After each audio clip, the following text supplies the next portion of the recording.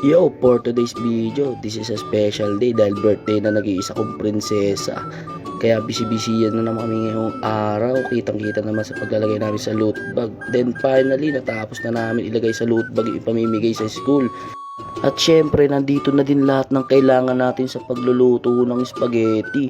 Meron tayong ground beef na solid at meron ding steam na hotdog na lalagyan din ng marshmallow. Umpisa natin sa paglalagay ng mantika at paglalagay ng asin para sa kumukulong tubig. Then sabay-sabay na natin lutuin ang pasta at sauce. At igisa mo lang ng bahagya yung bawang at isunod mo na rin yung sibuyas. Sabay mekos-mekos mo na yan, insan.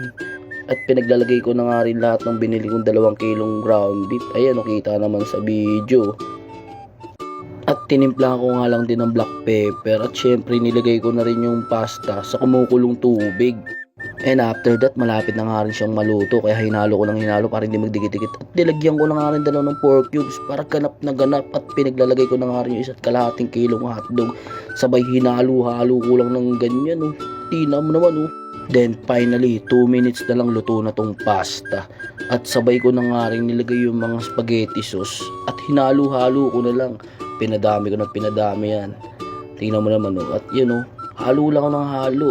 Tinagdagan ko pa ng dinagdagan. At yan, ginalaw ko na yung pasta. Tinignan ko kung lutong-luto na. Pasado na ba sa taste? Patikmin nga. Ang sarap, solid. At saka dinirain ko na rin yung pasta. Ayan, oh, sinaling ko na. Tuyong-tuyo na siya. At ito yung mga nagawang hotdog na may malo. Solid yan.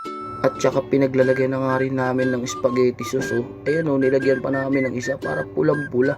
Grabe ka-solid yan. At hinalo-halo na namin ng ganyan. Mekos-mekos na yan, insan. At ready to serve na. Nilagay na namin sa styro para at least magawa na at mabigay na sa mga classmate ng anak ko. At yan, oh, solid. Tignan mo naman yung almusal niya at merenda. Ayan na, ready na. Konting-konti na lang. At busy naman ang asawa ko sa pagbibigay ng loot bag. Oh. Ayan, oh, loot bag yan.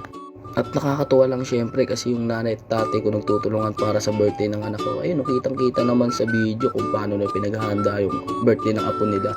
At finally, ito na, nandito na lahat. Ready na kami pumunta sa school. Ito na yung mga loot bag at yung handa. Ito, punta na kami sa school. Unting saglit lang.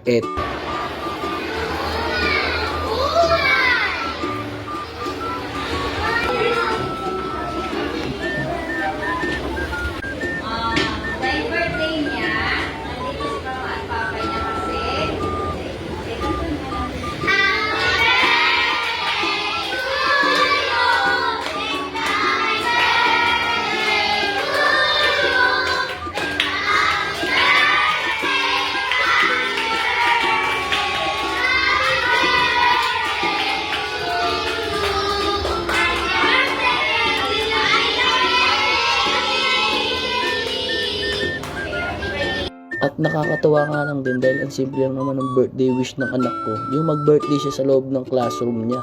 At ayan, tuwang-tuwa siya, nabibigay siya ng handa kasama na si teacher. Napakabibo talaga ng anak ko kahit kailan. Binagbibigyan niya isa-isa yung mga teacher. At nakakatuwa kung sinabi ng mga class.